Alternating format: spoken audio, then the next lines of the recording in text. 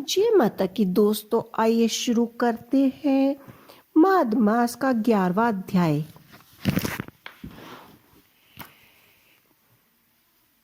यमदूत जी कहने लगा कि हे वेश्य, मनुष्य को सदैव शालिग्राम की शिला में तथा ब्रज या कीट गोमती चक्र में भगवान वासुदेव का पूजन करना चाहिए, क्योंकि सब पापों का नाश करने वाले, सब पुण्य को देने वाले तथा मुक्ति प्रदान करने वाले भगवान विष्णु का इसमें निवास होता है।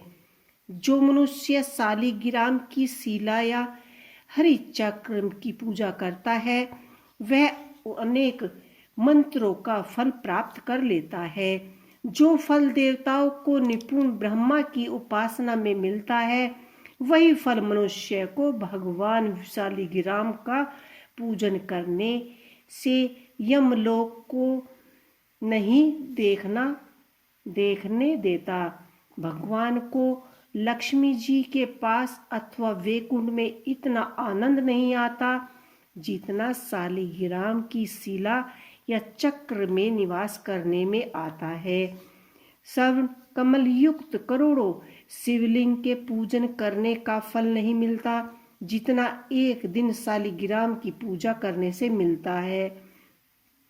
भक्ति पूर्वक शालिग्राम का पूजन करने से विष्णु लोक में वास करने के मनुष्य चक्रवर्ती होता है।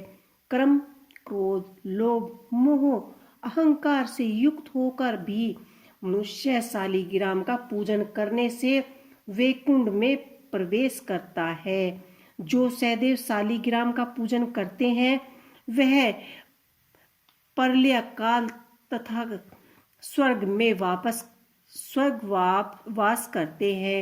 जो दिशा, नियम और मंत्रों से चक्र में बलि देता है, वह निश्चय करके विष्णु लोक को प्राप्त होता है। जो शालिग्राम के जल से अपने शरीर को अभिषेक करता है, वह मानो संपूर्ण तीर्थ में स्नान करता है।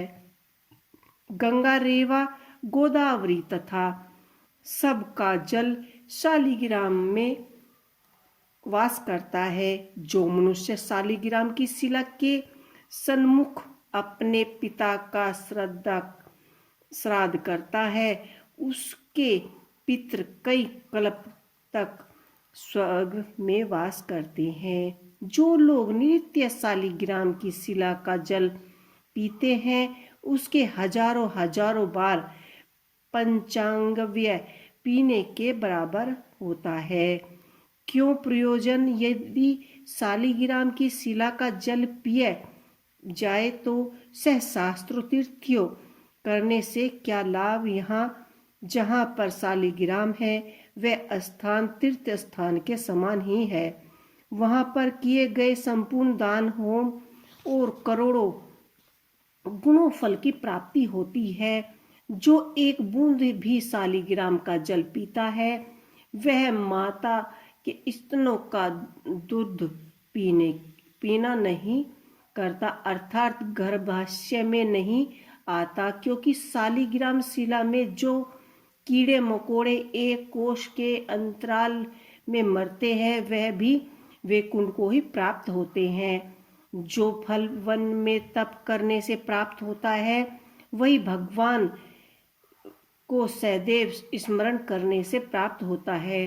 मोहवश अनेक प्रकार के घोर पाप करने वाला मनुष्य भी भगवान को प्रणाम करने से नरक में नहीं जाता। संसार में जितने तीर्थ और पुण्य स्थान हैं, भगवान को प्रणाम करने से नरक में नहीं जाते। संसार में जितने भी तीर्थ और पुण्य स्थान हैं, भगवान के केवल नाम मात्र के कारण से ही प्राप्त किए जा सकते हैं। तो दोस्तों, ये थी माघ मास की महात्म की 11वें अध्याय की कहानी। आपको ये 11वां अध्याय कैसा लगा, हमें कमेंट बॉक्स में ज़रूर लिखकर बताइएगा। आज का अध्याय इतना ही। कल आपको मिलते हैं माघ मास के महात्म के 12वें अध्याय में। इसी के साथ जय श्री हरि, जय श्री गणेश।